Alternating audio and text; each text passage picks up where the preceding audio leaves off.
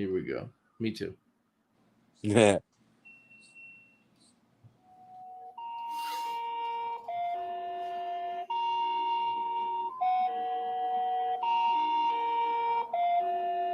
It's the War Report coming live every Tuesday at 7 with Steve, Cat, Ryan, Amanda, and Eric.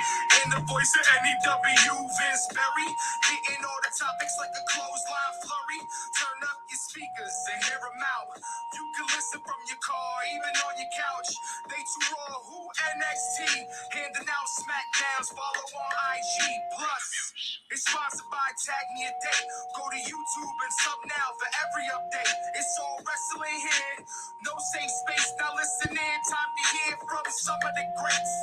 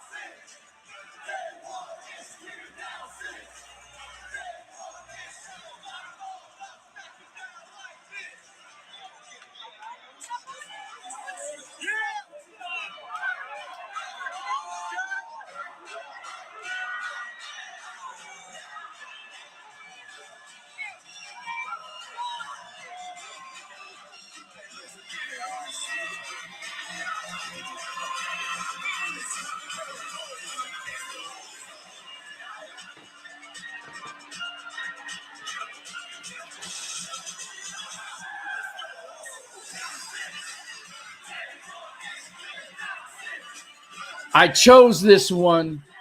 The London crowd. I hope it's coming through. But that's the crowd singing the Usos down to the fucking ring, which was out of control.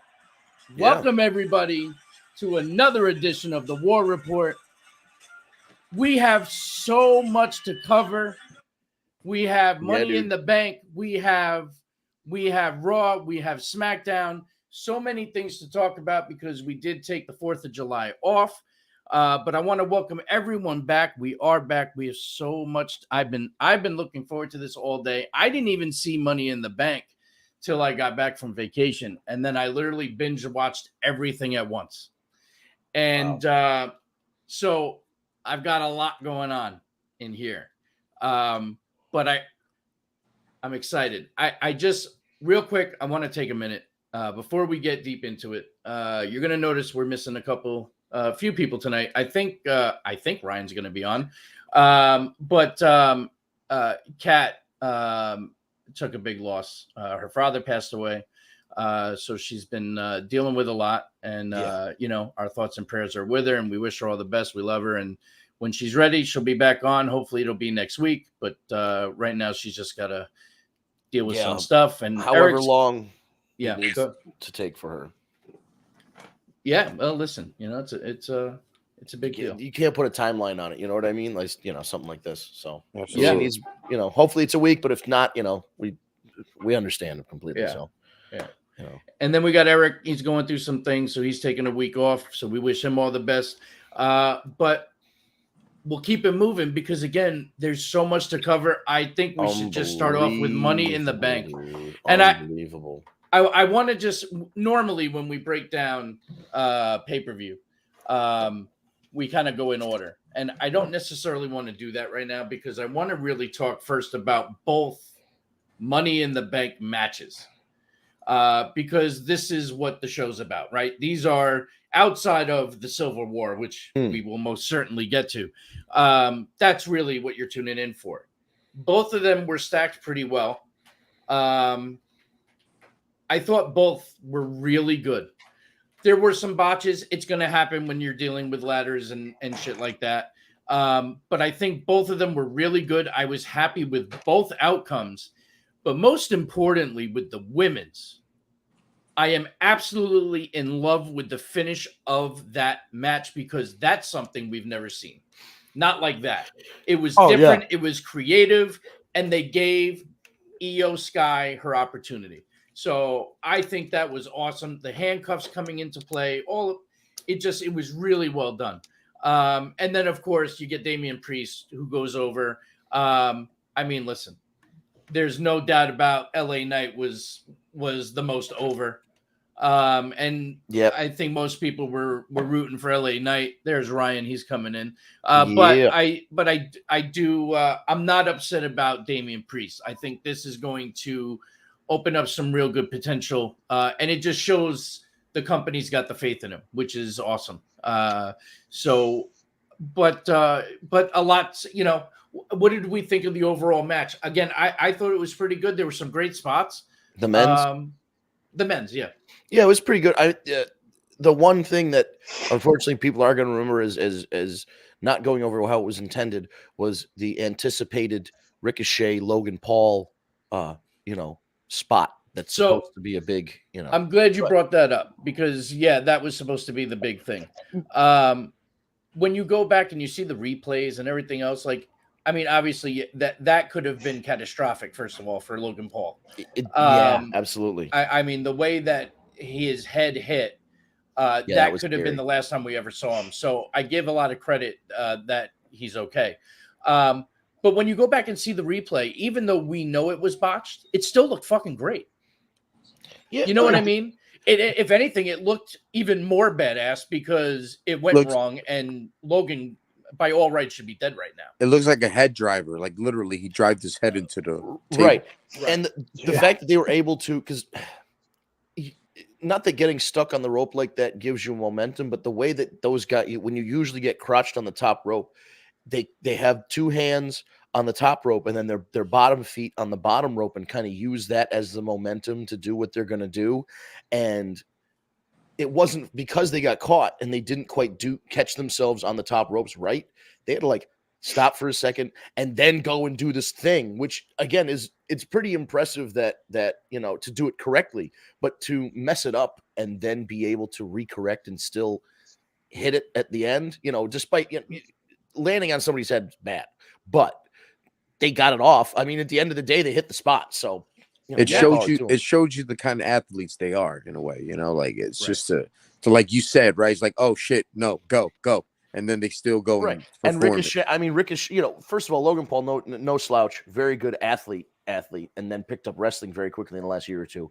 But Ricochet, being the professional that he is, can take somebody who has athletic skill and be like, okay, we messed up. Here's how we can do it. Boom. And you can tell he took them through it step by step, and they got through that spot and are now on the road to Logan SummerSlam. had to hold his own to be able to get that pulled off. So you gotta, as much as people want to hate on Logan Paul, you got to give him credit.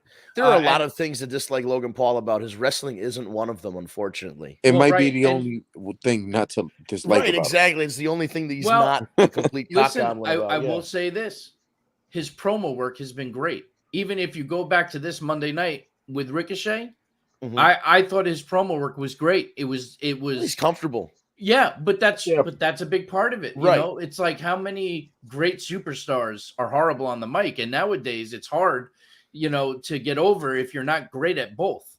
Steve, one part I loved about his promo when Ricochet was the one speaking, trying to get on him, and the fans started chanting, Logan sucks. Logan sucks. And in my head, I'm like, holy shit, it's still about him. And he said it out loud. He's like, and you're still chatting about me. Wow. And he started laughing like a prick. Like, that was awesome. Yeah, I thought that was a great part. It's good. It's good. He gets it. He gets it. I mean, that's really what it boils down to. He gets it. And if we hate him, he's doing his job. Exactly. Absolutely. That's the reality. So, but yeah. His only job, right? Yeah, pretty much. Any other notes from the men's Money in the Bank anyone wants to address before we move on? Well, yeah. So in the post-conference scrum, because first of all, my picks, I think I did terribly on the pick. Did we ever get the results? I don't even want to see. I'm gonna post it in the group chat. I'm literally sitting on them. I already know. I already know I did very poorly. So I think I did too. The reason was and again for the men's. You go after the hot hand for Money in the Bank, went after LA Knight. Of course, we're all thinking that he's going to win, which usually when WWE has you set up to think that somebody's going to win, they ain't winning. So that turned out to be true again. But in the press conference, the post pay-per-view or PLE press conference, Triple H mentioned that they've noticed the crowd reaction to LA Knight. So he kind of implied, hey, how could they not? Right, winning the money in the bank isn't the only way to get this I heard push or whatever. Vince, I heard rumors that the plan is for him to take the belt off what's his name, Austin Theory, because that's obviously not working. Yeah, let's I hate to rag on a guy, but like that's a smart move. Let's end this Austin Theory experiment. You've got so many other how people. long has it been? I mean, it sucks years, for how long? Dude. It's been He's years. Been sucking since the pandemic. Forever. Like, and it's fine. Like, I just, if there's a way to fix the horse teeth situation and the overall look of his face, right? His face looks like, I don't know, is it a Radiohead album from the 90s? I'm trying to figure out what his face looks like. Just something very severe looking. But like he doesn't do anything for me. We've talked about this before, and I think Steve's kind of, we kind of might fall on the same page. He's fine. He doesn't it's not that he's in bad shape, and it's not that he's not a good athlete and all this other stuff. He just does nothing for me in the pro wrestling sense. I could not agree with you more. Is he the Zoe Stark of the men's division? I have to say I don't think I take it that far. I was gonna say your hate for Zoe Stark to me is on another fucking level, man. But they took his one gimmick away from him with the selfie. So even he's less than doing that anymore. Well, that didn't help. Yeah. But no, I'm just saying, like it was something different though. Right. At least it was something. Yeah. With this, so this men's match, long story short for me, is like it was surprising to see. I was gonna call him Judas Priest, Damian Priest win. But so it was surprising to see him win, but then thinking about it, you're like, no, this guy's pretty over. It makes sense. And then, you see how the next couple weeks of it are focusing on Raw is very Judgment Day focused lately. It turns out, they're like a big merch seller now. Yeah. So you've also got the intrigue of, which I didn't like the way that they ended that championship match, but we'll get to it. But now you've got the intrigue of, does Damian Priest cash in on Seth? Does he help Finn win and then turn on Finn? Does he interfere in Fear's?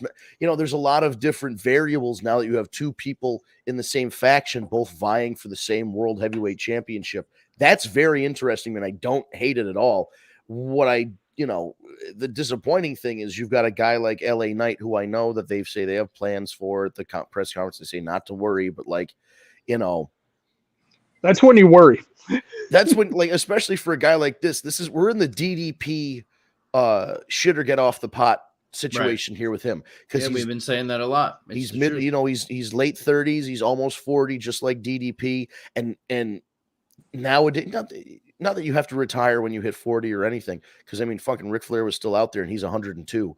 But 40 is kind of that last chance to have a prime and have a good 3, 4, 5 year run. So this is the opportunity. And I know you've got a lot of top level talent and a lot of main event talent, but give this guy a shot. And just because, he's been everywhere. He's been through developmental, he's been through Impact. He was on some reality show with The Rock. The guy's been he's been in movies and stuff. He's just been all over the place doing these little bit parts and little side things. And he was never the main character. And this is his chance, man. This is the chance for Sean Ricker, the guy, and LA Knight, the character, to be the main characters of this story. He got over on his own.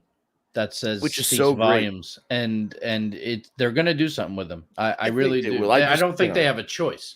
The fans are pondering for it, so it's going to happen. So moving on, in a development that we kind of forecasted, not necessarily now, but we have new women's tag champions in Liv Morgan and Raquel as they defeated Shayna and Ronda because Shayna turned on Ronda. And the reason is because apparently Ronda is leaving and there's no plans on her returning, from what I understand. I heard they're trying to push her for a UFC contract. Jeez. Since Amanda Nunes retired, the women's division's suffering, so they're trying to push her to come back. As a big MMA fan and a big Ronda in MMA fan, those last couple fights, she didn't look like she was focused. She didn't look like she had her heart in it anymore. And when your heart's not in it, you get knocked out. And that's exactly what happened. I feel she wasn't the same since she got punched in the face that first time. Right. Once she got, it was one of those things like once she found out that she wasn't Superman, right, then she was like done, like just mentally done with it. But then it's so weird. Her first wrestling run with that first WrestleMania appearance in New Orleans at 34 was phenomenal. And she had a great initial run, the world title thing leading up to the next year's WrestleMania with the main event with all three women, the first time the women main evented, blah, blah, blah, Evolution, pay-per-view, all this other stuff. Then she goes away for a little while on her trying to have a baby thing, and there were some nagging injuries and this, then the other thing, she broke her hand, whatever. The second run, when she came back, just didn't have the same spark. Nope. It just didn't have the same feeling. It was, I don't know if it was they just focused on the wrong feuds or what it was, but there was something about it that just didn't click. And it's unfortunate that like now, the interesting story that people wanted them to tell, that was Shayna Baszler against Ronda Rousey, which is usually something you have friends win the tag team titles. They defend them a couple times. Then you start to see cracks in the, armor and this and that. And then all of a sudden one betrays the other. And it's kind of shocking. Because her contract is running out by SummerSlam, they had to put this in fast forward. This is the feud everybody wanted, and we're getting it, and I'm glad we're getting it, but we're not getting it, I don't want to say unsatisfactorily, but we're getting it in a This is a feud that should have gone for months, and it's this is a WrestleMania level feud. Right. This should have concluded be over at at SummerSlam. Right, exactly. It should have concluded in WrestleMania. Agreed. Yes. I agree. Yeah, man. So, listen, I'm still glad we're getting it. I think because they're working together, so there's, they're going to create magic together and make this as good as it possibly can for her last thing. And of course, Ronda's going to put her friend over. I'm looking forward to it. But if you notice the crowd acceptance, Shayna has been getting since she turned on Rousey, it's like it renovated her career. It's like people are behind her now. People were behind her when she first came out of NXT, and then they had her go and bite Becky Lynch on the back of the neck like a vampire and do all this goofy nonsense for a couple years, and all the steam she had from NXT was gone. So her steam was gone, and now it's like people remember who the fuck Shayna Baszler is. Right, She's a badass. She's thank you. We both said the same thing. She's a badass. Oh, all right, go. Yeah. Not much to say about the match. It lasted a minute, but it was just very weird the way it was done. IC Championship. We like shockers, right? We were shocked. Yeah, no, that was. Listen, I'm not complaining about it. That was. I like that. It was an upset. It was shocking. I don't necessarily love that two of the least interesting women on the roster. To me, I'm sorry to fans of them. They do nothing for Liv Morgan got to wear her women's tag team championship at the premiere of the Barbie movie, which I think was, that was the design the whole time. The girl that looks like a Barbie holding a belt at the Barbie movie. Big fucking deal. But I just don't. Raquel Rodriguez is fine, but I think they just go, oh, look at this girl with the big muscly back. You're going to pose with your back to the camera. And then they stop thinking about it. She has nothing. Her name is Raquel Rodriguez. We know that. She's Hispanic. We know that. When she's in a town with a lot of Hispanic people, they cheer for her a lot. We know that. And she's got a lot of muscles. We know all that. Past, those minor things we know about her. What is Raquel Rodriguez's character aside from somebody who is contracted by the WWE to wrestle in the women's division? She has no character development, and that's really hurting her. Exactly. That's the problem. And, you can get by with being a big smiling baby face for a while, I guess, but they got to give me something with her. Liv has been around, and I still don't know. Was she's from? Was it that she's from Long Island? Is that really No, she's from Jersey. She's from Jersey. The other one's from Long Island. I'm sorry, Carmella. She actually used to work at the Hooters about 15 minutes from where my dealership is. Did you ever eat there while she was working there? I did. That's funny. I did. So there's a very good chance she was my waitress at some point, but I couldn't tell you. But what I'm saying is okay, so she's a Jersey girl and she's got blonde hair and she looks like Barbie. I don't know much. I'm just saying she gotten much better in the ring. Right. On the indies, there's a girl named Free Range Kara. and she dresses in overalls, and she looks like Woody from Toy Story, and she's a cow. Her gimmick is that she's a wrestling cow farmer, and her name is Free Range Kara. It's such a like. I'm not saying Liv Morgan needs to be like Green Acres and put on some overalls, but I'm saying do something for me that I know, like something interesting, something about her. I remember Duke the Dumpster Drozy. I remember Abe Knuckleball Schwartz. They weren't good, but they were memorable. So do something for me. Just do something. I don't know, man. Like those two girls, I really, both of them just need a personality injection or like a gimmick overhaul. I agree. There's definitely, I believe, more talent that you could bunch together and put the straps on them if you wanted to do something with them.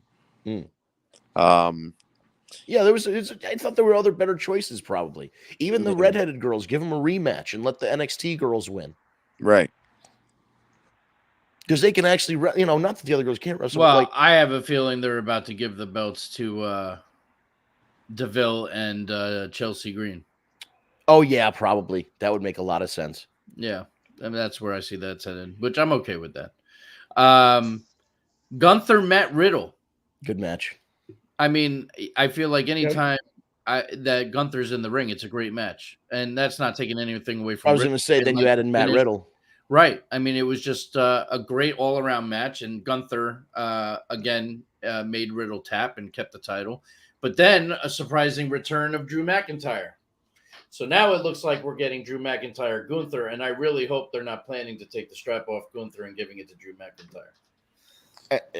As much as I like Drew McIntyre and as over as he is and the response he got when he came out, listen, the guy's a star. I think he got handed a bad deal because he was like, his crowning moment was at the first pandemic COVID WrestleMania where there was nobody in the crowd. It wasn't even Thunderdome. It wasn't, relatives socially distanced, or it wasn't the NXT class of whatever, underclassmen sitting there making noise. There was literally nobody. It was the wrestlers, and that was it. And it was dead silent. And he wins the title and poses, and you can hear, yeah. And I remember him going up there and holding the title during this empty arena WrestleMania and doing his scream while he holds the title. I'm just like, oh, it's echoing through this empty building. I felt so bad. But also, this is fucking Gunther we're talking about. This guy has,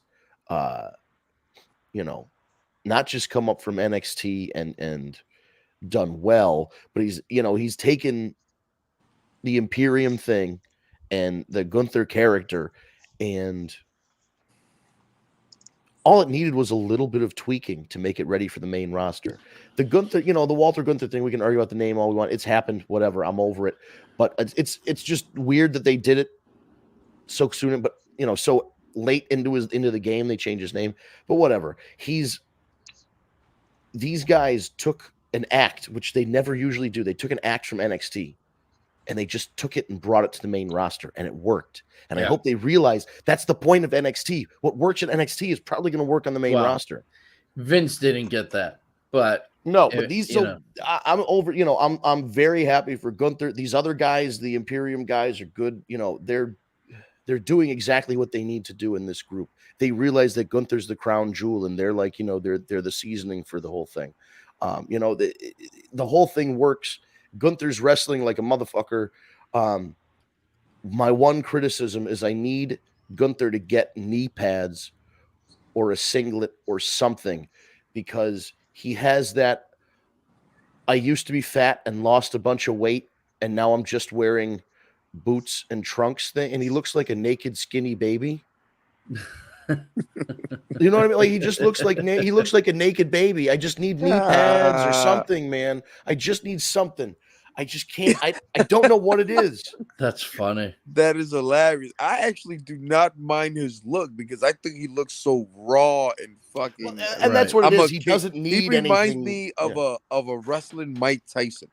Like that's what. Like I just want to kick your ass. Period. That's it. Right, he just wants to go in, do the job, leave. He doesn't much care. He doesn't care what he looks like. Yeah, no, I get it. It's just like, I don't know, man. Knee pads would go a long way for me. Remember, remember when Cody Rhodes wouldn't wear he'd wear the little trunks and no knee pads? Yeah, I remember.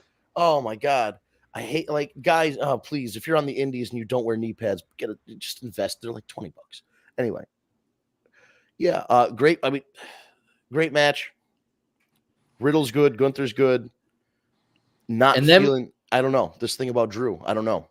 yeah, I really hope they don't dethrone Gunther, but we'll see. Time will tell. Next, we had Cody Rhodes, Dominic Dirty Dom Mysterio, which I don't know, kind of seemed like a waste of time because it was over in like 5 minutes. Yeah, that was it was good. The problem I had was it was good. Because if the finish was different, like we were talking about this finish being, we're gonna have, Brock Lesnar's gonna interfere, and Dominic, who shouldn't beat Cody, is gonna steal a win, or maybe the Judgment Day will interfere, or Rhea Ripley's gonna do something, and Dom, the dirty Dom, the dastardly heel, is gonna do something to sneak out a win. And he didn't, and it was just very straightforward. So maybe the plan was to get Brock there, and he backed out. I really don't know. The whole thing felt strange. It was like I mean, I like the way they did it on Raw. So I feel like the intention was always for Raw. I think they I don't know. It seemed like a squash deal. But why are you beat? Like, we already know Dominic Mysterio is going to lose. Right. You don't need him to be. The whole idea is that we know Dominic Mysterio doesn't have the experience or the size or whatever to win, so he has to cheat. Right.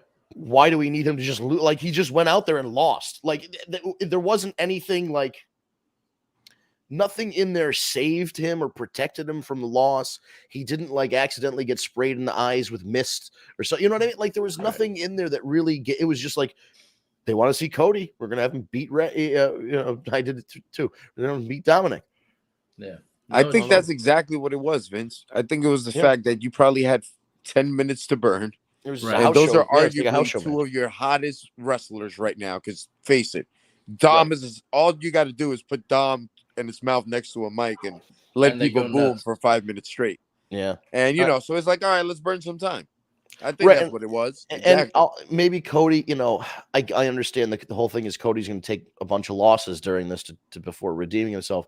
Maybe they figure that with Cody taking all these L's and getting attacked and all that, he needed like a win in the ring at a pay-per-view to be like, okay, he's still the guy. He's still like a top guy. It's just that, he has a couple roadblocks in his way.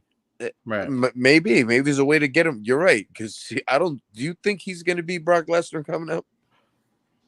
I didn't think he was going to beat Brock Lesnar the first time. I think the idea of Cody Rhodes facing Brock Lesnar is so silly to me. I've said it before. The only way Cody Rhodes should be beating Brock Lesnar is if he pulls a gun out and shoots him.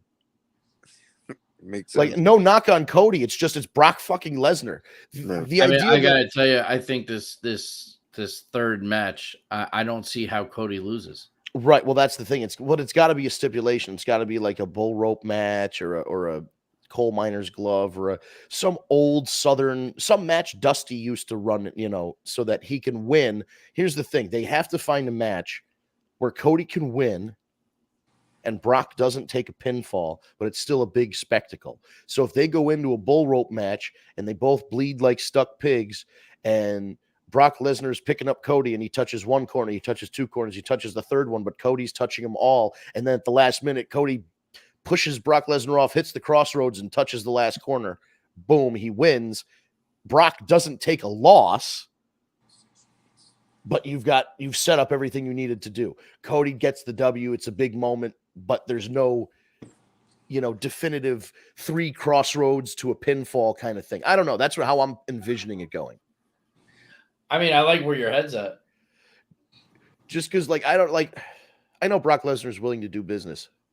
But I don't know if Brock Lesnar is willing to do I'm getting pinned by Cody Rhodes twice in successive matches business. You know what I mean? Like, I don't know if he's that, giving of a business person. I don't know. I feel like with Brock, money talks. They pay him enough money. True. He'll do whatever the fuck they want him to do. That's true. So we had another huge surprise at Money in the Bank. John Cena shows up. Yeah, out of nowhere. No fucking word of him coming at all. So that was a real good surprise. And he comes out, and what's amazing, nobody can get a crowd going like John Cena.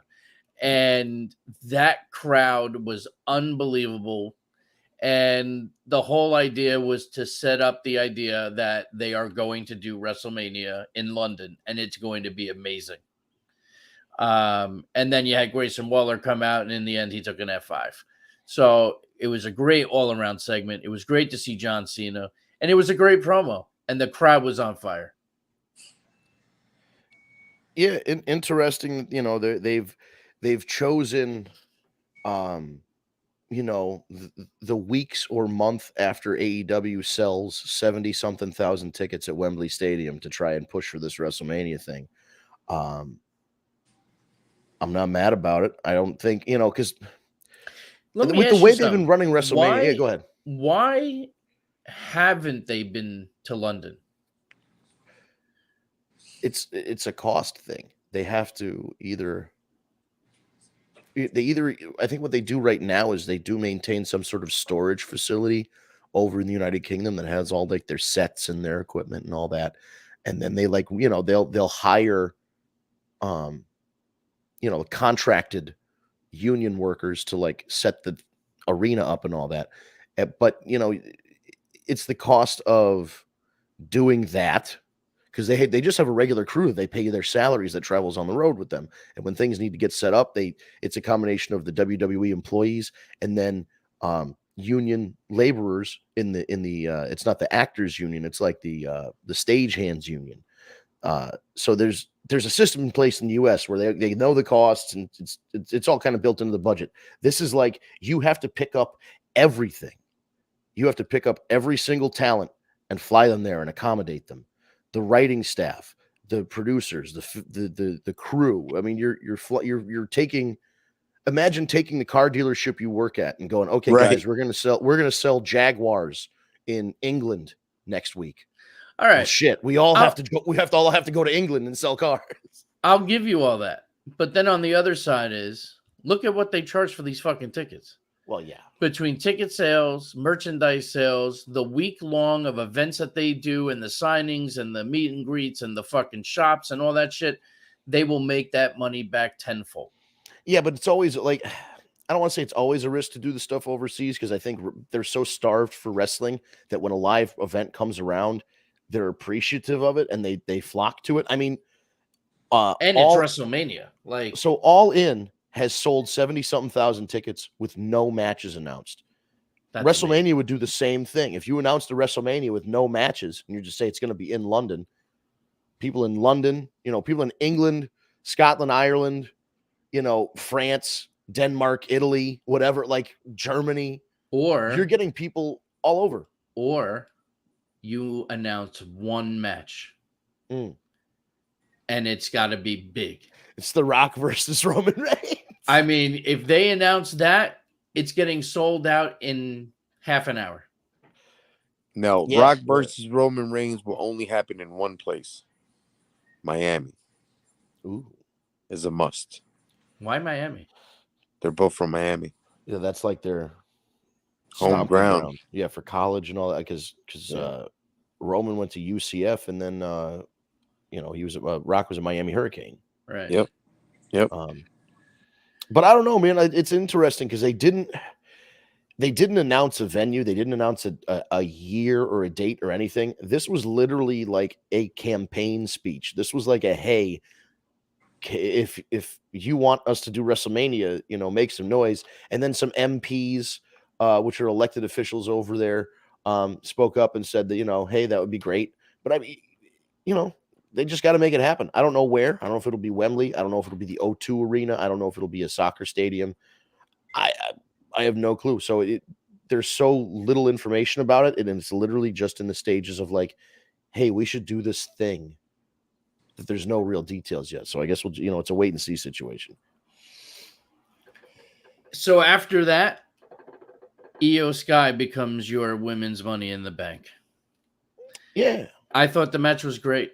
I really did. There were some really cool spots.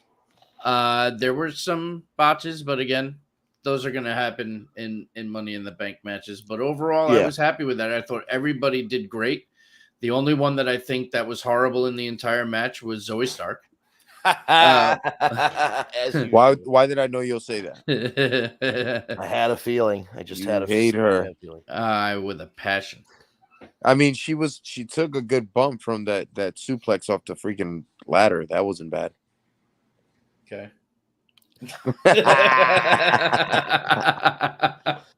That's horrible. But we were kind of thinking Trish was going to take it, and then somehow we'd loop around to Trish versus Becky for the title.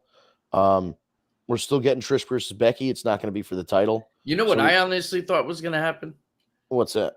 I honestly thought that Zoe was going to grab it and throw it to Trish, and Trish was going to be the. Yeah, I mean that could have worked. We've already talked about where nobody's mad about Io Sky winning. She's a solid choice. It seems like is this her time? After she had success with the Kabuki Warriors thing, her and Asuka and all that, and she's had fun and Damage Control, and I think she's the most over member of Damage Control. It was supposed to be Bailey, but it's not. It's Io, and maybe this is big time singles main event Io Sky push. I hope so, and I hope they do the Io Sky Asuka feud. I think that's going to be great. Yeah, Io Sky and the promos are going to be awesome. We won't be able to understand half of them because they'll be in Japanese, but I'll exactly. But it'll be great. You won't care if you'll know what they're saying. Right. You know how they've been really leaning into the Samoan-ness of the whole tribal bloodline thing. You know what I mean? Yeah. Like they can really lean into, her ethnicity as well. Like they've already done it with the LWO, but if they, turn it up a little bit and then try and really capture that audience, that particular. True. You could put in that Xyla Lee. You could put her in. They ain't doing shit with her. She's actually decent. Right. Vince, how you know they're not doing that when they're speaking to each other? We just don't understand them. Well, that's what I'm saying. So maybe it's the culture of the Japanese people really into this because they understand everything that's going on. I hope that's the case. Because I mean, you see people buying these LWO shirts with all the different Latino flags in the background. So, even the London people were buying them with their colors. Yeah. I'm sure there are Latino people in England, probably not a ton, but there are some. But yeah, just having another like subset of like Japanese, like culturally Japanese people, growing up in the United States and Canada that like wrestling. There's a ton of them out there, I'm sure. So, having their own representation on TV. So I want to move on because now we've reached the main event. Oh well, we had one. We had one more. Which one? Seth Franklin Rollins against Finn Balor. Oh yeah, I forgot about that one. That pretty much describes my feel. Like it wasn't a bad match. No, it was okay. It was just sandwiched between Io Sky winning the Money in the Bank and then the Bloodline Civil War. Like it's right in the middle, dude. Like I feel bad. That match should have opened the night. Could have been a good opportunity. It should have been the best way. Yeah. That way it wasn't forgettable. I agree. Just because they ended up setting up the finish, which I didn't particularly care for, because how many times can Finn Balor look like an absolute asshole at the end of world championship matches when he's not paying attention or something goofy happens and he's standing on the top rope? Just stop it. I didn't like. It's cool that they're teasing the tension between those two guys, but like, I don't know if Seth and Finn went on first and then Damian Priest won the title in this, in the opening and then in the second match, then we wouldn't have that kind of clunky finish, which again, it wasn't a bad match, but having a clunky finish makes me like, on the match. Like if it just had a regular finish. The clunky finish was to set up this whole animosity within the Judgment Day. Right, which is fine. It's all fine. It was just like in the moment, it's like, it's kind of like, they're talking about this with Finn Balor and being the first Universal Champion and then only holding it for a day because of the injury and all that stuff. They're playing all of that up. And win or lose, you'd like to see him get like a clean finish in a match, like a good finish in a match when you've hyped up like this guy making his return or, you know, return to the main event scene and all this stuff. I wanted a little bit more from this match. I don't know. I couldn't tell you exactly what, but it was just one of those things like I could have used a little more from it. Well, I will tell you what I felt is that I got everything I wanted and more. In the Civil War Bloodline match. Oh, boy. Everything, let me tell you, I played it as our intro. When Usos music hits and the entire London crowd is singing their song, I got goosebumps. And I got so fucking pumped up for this match.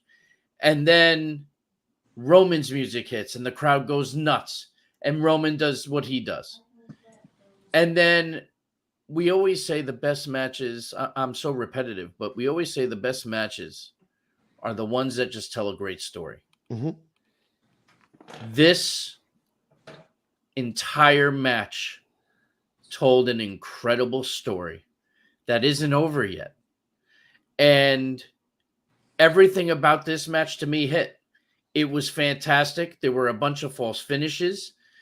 Roman at one point looks like he's going to start crying, and Solo's kind of like, what the fuck, and starts killing shit again. The crowd so behind Solo, which was awesome. Like, it was just, it had everything right, and the finish I thought was perfect. I don't know. What do you guys? I loved everything about it. Go ahead, Al. Go ahead. The one thing, if anything stuck out to me, was the double close pin when he stacked them up. Yeah. That was so powerful because it kind of reminded me that they both went back to that point when they were in that cage and he had to say I quit to his cousin because he was bashing his brother head in. And that's exactly what they wanted. And it was such, and right after that, how emotional Roman got, and he was in the corner like he was a child, like you said, and Solo's the one looking at him like, get your head right, get your shit together, like let's finish them. It was so well told. The emotion on the match, they knew exactly when to call the close pins. It was just Paul Heyman on the outside looking like a lost sheep. Yeah, and they pinned Roman. They didn't pin Solo. They could have won that match. Yeah, Roman they could have won that finally match. got pinned. Roman. And it was identical, same turnbuckle. The one of the brothers was kneeling in the corner, the other one was doing the splash. It was the identical. They lined up the shots exactly the same as the first time that Roman Reigns took a pin in WWE on main roster, which was it was the Shield against the Usos. What's mind blowing to me is it was 3 years, since Roman Reigns has been pinned. Think about that. That's absolutely fucking insane. And the last guy to pin him before this was Baron Corbin. Baron Corbin, who's now back in NXT. Yeah, who's nothing as the lone wolf. Well, which is great. But but that's what made the finish even better. Was that it meant so much more that it was Roman. Right. That he can be beat.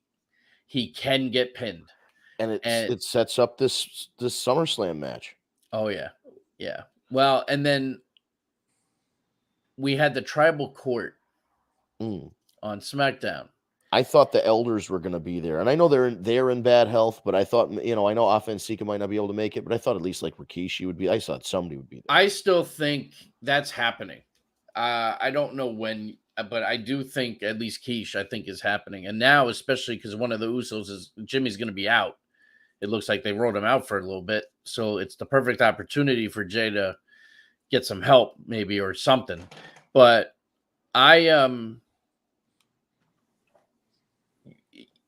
that Tribal Court showed me how improved Roman Reigns really is, because he had real tears coming out of his eyes, which is not easy to do. No. And that just shows you how much better he really has gotten. He really is amazing. That promo was great by all of them. And then the whole getting on the knees and handing the layover to Jay and saying, you know, I give up, and then the low blow, and then the chaos ensues. I just, everything was great. Solo, his facial expressions, his movements, and then ultimately staying with Roman. Like, it was just, well, everything about it was you fun. say ultimately staying with Roman, and yes, in the moment, ultimately, but God, you know, the only thing I can think of, and I know we've been talking about Roman losing this title for however many years now, but because we even talked about this when it looked like Sammy was going to do it or could do it, and how it was never really Sammy's story. He just kind of got wrapped, you know, he got organically over accidentally being like a temporary member of the Usos in the bloodline. And it seemed like, you know, you go with the hot hand there and you go with this guy. But even when that was going on, we were always saying this was the Usos story. This was Jay's story. This is main event Jay Uso's time. And with the way Solo, especially in that tag team match, Solo was the general. Like you said, every time Roman looked like he was slipping or losing focus, it was Solo that snapped him back into action. Yeah. So Solo's the key to all this. I think I've said it before. He's definitely the key to all of it. And I agree. if in the moment at SummerSlam he decides that the Samoan Spike should be done to Roman Reigns instead of Jey Uso, and he wants to stick with his brothers instead of with his cousin, and I don't know, man. It's weird to think that the longest heavyweight championship reign of the modern era would be ended by a tag team guy. But I know it probably might not happen, but I'm all for Jey Uso winning at SummerSlam. I think that would be such a moment. Yeah, I do too. Where do you go from there? That's, you know, I mean, I just, a part of me is very upset that this whole bloodline thing is really ending soon, because it's just been such a phenomenal story for the better part of 2 years. Right. I mean, I don't know where Roman, I think, you know, whenever Roman loses, he's probably got to take some time off of TV. You know, at least a couple weeks, if not a month or a whole pay-per-view cycle. But like, I think he's got to take time off TV. But what, you know, Cody said it, you know, in the lead up to WrestleMania, and they don't put these things out on TV unless they intend to address them. A Roman without a Reigns, a chief without a tribe. Right. And then he goes, and when you're going to lose that guy, and he points to Solo, and Solo's right on the fence right now. And then he says, you're going to lose the title, and then you're going to lose that guy. And it's Paul Heyman. And Paul Heyman, if you notice, Roman Reigns technically only has one belt right now. Paul Heyman's carrying around these other two belts. He's not so much a Roman Reigns guy as he is a world champ advisor to whoever the world champion is. He's kind of like a Game of Thrones character that, like, you know, is whoever the next king is. He's loyal to the crown. Right. Exactly. So he's loyal to this championship. And man, you know, in my mind, I'm seeing a version of SummerSlam where the bloodline finally for good implodes. Solo turns on Roman. Jey Uso wins the title, and Paul Heyman gets back together with Brock Lesnar to go against Cody Rhodes. It sounds far-fetched. I know it's absolutely far-fetched, but I can't help but think that it's at least on the table. It doesn't sound that so far-fetched, to be honest with you. I think whatever happens, Paul Heyman stays with Solo. Solo needs a mouthpiece. Yes. I think Solo is the guy he will acknowledge as the new tribal chief. Because if you notice, if we just take this story in perspective, anytime Roman Reigns looks at anybody, he looks at them with authority and like, I'm the big dog. When he looks at his cousin Solo, his little cousin, may I say, right, yeah, he looks at him with questioning in his mind. Like, is this guy gonna snap on me? Like, think how long it took Solo to give Roman that lay when he had it in his hand. And Roman had to tell him, give it to me. Yeah. You know, and it still took him a while to give it. So that's a story within a story just being told. Like, this kid just got told by his brothers, a couple weeks ago. We won't acknowledge you, but I know somebody will, and they both stared at his little brother. Tell him, if you want the reins, you take it. We got your back. So in story mode, this is still behind this kid's head. And Roman Reigns knows is behind this kid's head. And most importantly, Paul Heyman knows that. So I can see like a double, triple twist happening all at once.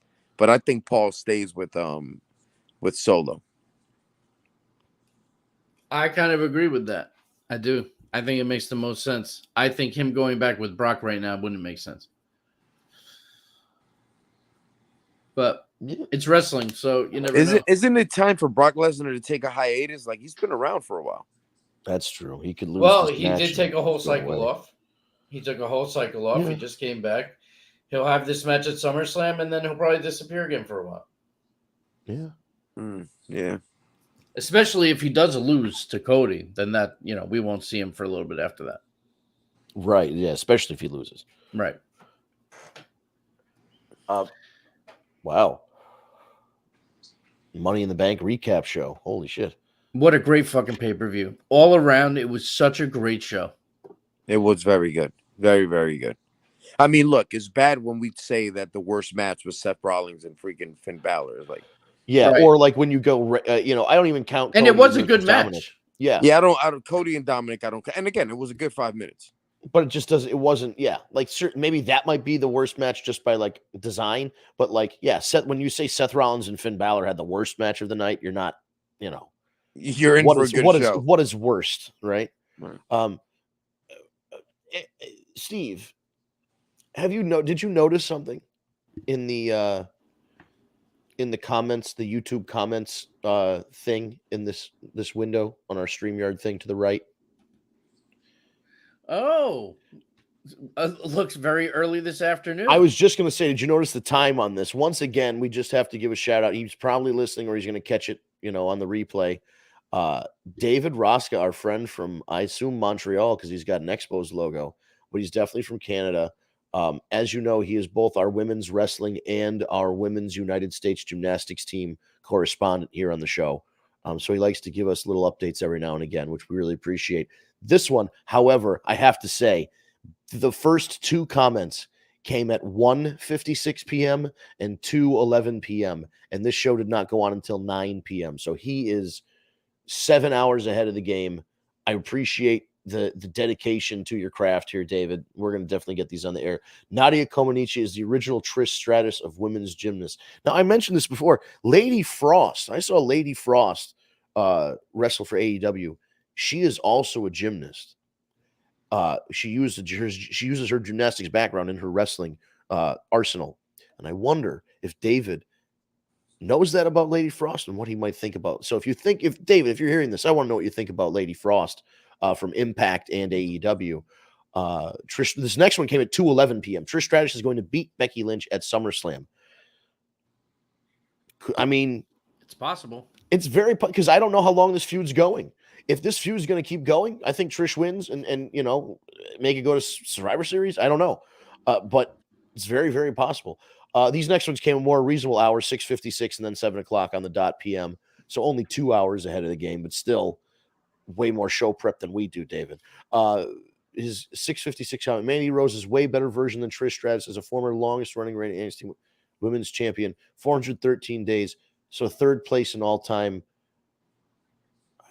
Wow. I didn't realize that Mandy Rose had a women's championship run that was that long. Is that accurate? I didn't realize it was that long either, but it could be very accurate. I know she had it for a long time, but I didn't realize she did have it for a while. Days. I had no idea it was over a year and change. It could be. And then this last one here, go ahead there. Mandy Rose was born on Nadia Comaneci's 14th year anniversary of the first Perfect 10 in Olympic judging history. July 18th, 1990. Obviously, it was in 76 that the first Perfect 10 was. So it's interesting that that's a very, very weird coincidence that Mandy Rose was born on. I mean, something happened. There's an anniversary every day, but like for it to be such a coinciding of David's two interests here, that Mandy Rose was born on the 14th anniversary of Nadia Comaneci's Perfect 10. Like that is like something that the horoscopes put in the stars for David to like his two interests of women's wrestling and women's gymnastics could like cross over. So very once again, thank you, David, for your updates on here. And we love hearing your predictions about what's going to happen. I love hearing about Nadia Comaneci because honestly, I didn't know, she kind of fell off after she retired from, gymnastics. Haven't really heard the name in a while. So you're keeping the memory, she's not dead or anything, but you know what I mean? You're keeping that kind of thing that happened back in 76 alive. So, keep them coming, David. We're very, if you send 4 comments before the show next week, we'll read those too. Cause I mean, that's remarkable. Thank you for that, David. Man, I feel a loss tonight because where's Tara? I'm usually expecting Tara to come in the comments, and she wasn't here tonight. No Tara, no Kevin. Yeah. I mean, we'll wrap. We're gonna wrap up. It was just because we switched over the time for these shows to 9 p.m. the last couple of weeks to see if this is a good thing. In the last couple of weeks, we've had a lot more people come in the live streams. Usually, this week we didn't have our usual commenters, so I'm hoping maybe they're just on vacation or something, and everybody will be back. I hope it's not a bad thing. I hope I hope they didn't like have bad things happen to them where they couldn't come in and enjoy the show. So, or they're just downloading it and listening to it later. That's always possible. The beauty of replay.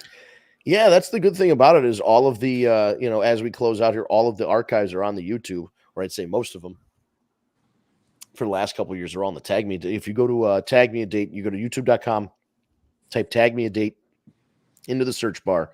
You'll find our account, hit subscribe, hit the bell to get notified when we go live. And then if you missed a show, you can always go back and watch it on there as well. Most of our social media is at Tag Me a Date. That's Tag Me a Date with no spaces. It's all one word. We're on Instagram. We're on Twitter. We're on YouTube, as I just said. We're on Facebook as both. We have the Tag Me a Date page. We also have the War Report podcast group, Facebook group. We've got a couple, 100-something members, 200 members, where we share updates in there. We'll share some wrestling news. We'll let you know if the show is going to run at 6 or 9 or whatever time it is, or if we need to take a week off. There's usually updates in that one there. Usually updates on the Instagram as well. On the TikTok, it's also Tag Me a Date. The only different username is Twitch. It's twitch.tv/WarReport. That's WARREPORT, all one word. Twitch.tv/WarReport. You can get some of our stream archives there. If you prefer, watching a live stream on Twitch versus YouTube live streams, go for it. It's there for you as well. And we also stream on Steve's LinkedIn. If you're connected with Steve on LinkedIn, we stream on the Twitter, we stream on the Facebook. It all goes up. What do we think, Steve? We doing this at 9:00 from now on? I think we should continue 9:00. It's good for me. I get to take a nap after work. So 9 p.m. on Eastern time. It used to be. Here's the deal. We've bounced around over the last 8 years, 9 years on times and days. Things happen. Life happens. And there was a point for a couple of years where 6 p.m. on Eastern time on Tuesday nights was the time that we could all do it. And now it's 9 p.m. And honestly, personally for me, like I said, I can take a nap. I can get some things done. It's not like I'm getting out of work and then just trying to rush to do the podcast. And that's a whole chunk, I won't get into the logistics behind it. I'll just say 9:00 seems like a cool thing for me. I'm enjoying it. It seems like you guys are enjoying it. Seems like except this week where everybody went on freaking vacation. But here's another viewer. Hello. I say that as somebody else pops in. But yeah, we'll do this 9 p.m. now, 9 p.m. on Eastern time. So, David, I don't know if Montreal is in a different time zone, but just keep apprised if you're in Montreal that it's 9 p.m. on Eastern time now when we go live. And then if you can't make it at 9 p.m., you can always watch it the next day. You just go to the YouTube, you go to the Twitch, it'll be right there. And that's not just for David, that's for anybody there who doesn't catch us at 9 p.m. Other than that, you can get the podcasts, like the audio podcast, if you want to take it like to the gym or you want to listen to it on a speaker or something, whatever you're doing, you can go to just the audio archives are on your favorite podcast app, Stitcher, SoundCloud, Spotify, Google Play Podcasts, Apple Podcasts. Type in the War Report, type in Tag Me a Date, hit the search button. One of those will bring you to it. If you do look up the War Report, there are 2 wrestling podcasts called the War Report. Ours has been around a lot longer. If you look on the podcast, like the icons and the description, the graphics and all that stuff, I made sure that the graphics and the description, it says Tag Me a Date on there. It mentions Steve and it mentions, the cast of characters from the show. So you'll know that you're subscribing to the correct, podcast. So subscribe there. And then every Saturday in July from 10 a.m. to 3 p.m. Eastern time, catch me on Fairfield County Rocks 95.9 The Fox. You can go to 959fox.com to check out the live audio stream. I play old, modern classic rock music. So from like the late 90s through the grunge era, all the way up through modern stuff. We have new Metallica. We've got new Mike Shinoda stuff. We've got new Linkin Park stuff. Like, give it a listen. So once an afternoon, I like dropping a little pro wrestling history. I talk in between. I'll let you know what's going on in Fairfield, and I'll let you know about the info on the songs. So if you like hearing me on the radio or on the podcast, go listen to me on the radio at 959thefox.com. This is not a plug. They didn't pay me to say it. I just like doing it, and it's a fun thing that I do, and I want you guys to listen. So come back next week, next Tuesday, right here, 9 p.m. now for the next edition of the War Report. And in between now and then, I hope you all have a very nice week. Go watch some wrestling. I know that's probably what I'm going to do when I turn this off. I'll go get some food and watch some wrestling. And we'll see everybody right back here Tuesday, 9 p.m. Eastern time, the new starting time of your favorite 9 years strong, almost a decade War Report. Have a nice week, everybody. Thanks for tuning in.